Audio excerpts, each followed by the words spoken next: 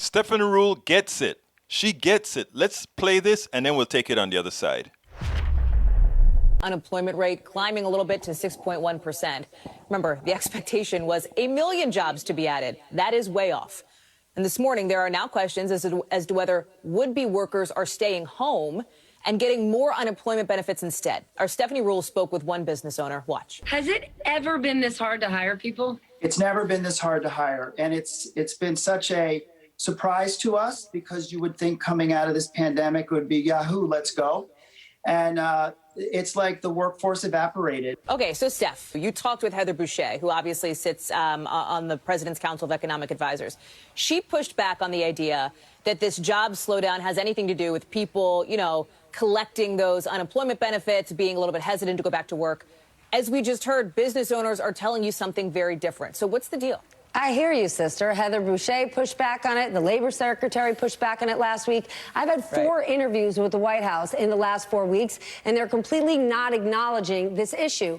However, you're going to find businesses across the country, especially in the service industry, restaurants, saying they cannot bring workers back. They can't bring them back for a number of reasons. Some people have health concerns. Some people have left the service industry. They've gone to other industries like working in a warehouse where they get paid $16 an hour and health care, which the restaurant industry in large part doesn't. They may want to consider paying more. But also, people are getting paid roughly $15 an hour with that expanded unemployment kicker. So you hear more and more. This morning, there's a business advocacy group out there saying we need to end that $300 bonus because we need to get people not staying home and making more money. They should go back to work. But here's another way to look at it, Hallie.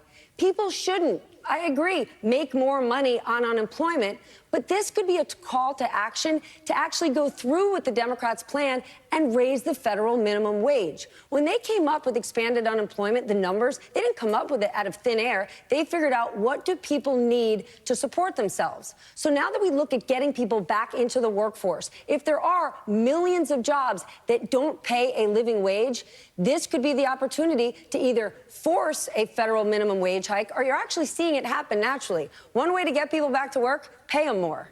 Let me make one more point. It was the Kentucky Derby. They couldn't hire work. They couldn't find people to work at Churchill Downs. In the state of Kentucky, the minimum wage is $7.25 an hour. You know what it costs to buy a cocktail, a mint julep at the Kentucky Derby? $15.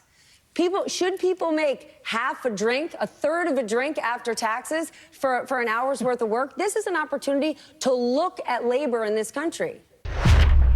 I mean, just think about that last statement about the Kentucky Derby. A cocktail, $15. The person serving that cocktail makes $7.25. They have to work over 2 hours to be able to afford that cocktail. But that company who is selling that cocktail is reaping the benefits of huge profits.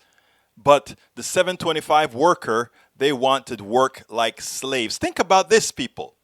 This pandemic, like I said several months ago, we ought to make use of it as being transformational. We had a screwed up economy before this pandemic. We can make sure that in recovering from this pandemic, we don't rebuild the crap that we had before. And it's great that you have people sitting down watching TV making $15 an hour, not because not working is a good thing, not because sloughing off is a good thing, but we hold them back until those employers pay these people a living wage. They have been robbed for decades. So to get a break, to be on easy street for a few months, that's well deserved, because how much have they given to our society? And for those who didn't get the opportunity to get that benefit, that is why when they're given stipends, etc., we generally say it should be across the board so that nobody feels left out. But I tell you what, you employers, stop complaining about there are not enough workers and begging the government to take the money away from them. The government should say, okay, we'll take that money away from them, and we'll also take away all those tax credits that we've given to businesses, all those tax breaks that we've given to government. You know what? The unemployment report was much less than stellar. There's a lot more work to do. We have to ensure that people can have care for their kids so that they can go back to work and much more. But folks, don't dare buy the narrative that somehow we are paying people to slough off. We are paying people to make this a better economy in the long run. And employers, pay up. If you can't afford to pay up, you don't have a business. We spend a lot of time deconstructing the news, trying to parse it into a form that everybody can understand. We try to find those little nitpicks where it flies above the fray, etc.